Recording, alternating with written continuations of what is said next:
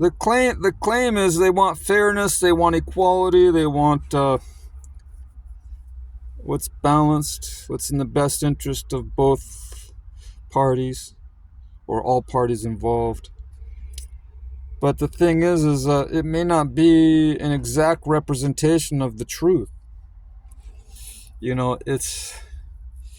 They come up with these concepts and ideas that they intermingle truth with fiction is what happens. What happens is and they're able to convince other people to side with them, and pretty soon you have a following, and then you might have a cult or a club or an assembly or a group, and it's all based on the followers believing that they're telling that 100% absolute truth. And that's what happens in a lot of religions too, philosophies or politics, whether you want to be a Republican or a Democrat. So you have to be persuaded to become part of that group.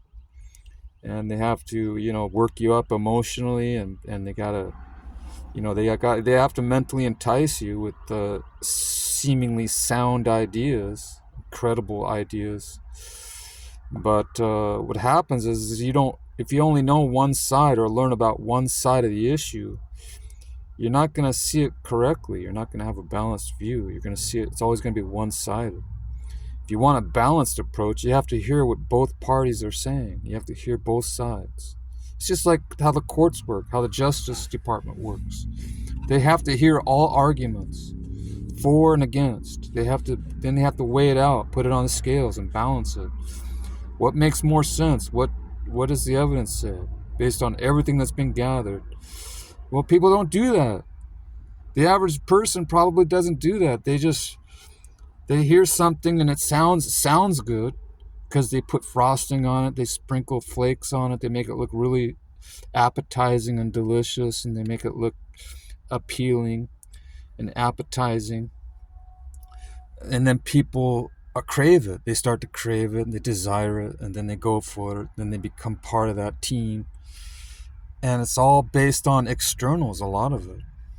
How they dress it up, how they package it. They have to see what's really inside, the contents. What's inside the box? Is it really gold or is it false gold? Is it really silver or is it really some other type of synthetic material that doesn't really give it true value because it's lies mixed in with the truth, or just exaggerations or speculative? A lot of it's speculation. Nobody knows. No one has a corner on the truth. No one's absolutely sure. There's an element of faith in everything. All ideas, all concepts have a certain level of speculation, because you can't be 100% sure about anything. You can't be 100% sure about evolution, Darwinian evolution. You can't be 100% sure on creation. It's faith. There's an element of faith in both ideas. And no matter how many scientists are for it and how many scientists are against it, there's still an element, there's still a margin of error when it comes to not having all the information. It looks pretty convincing so far, but until someone else comes up with another better idea or better evidence later on to the contrary, then people have either people are going to be stuck in their mindset, or they're going to be open-minded to change their position or their minds or their opinions. That's how it should be if you want a balanced approach to life.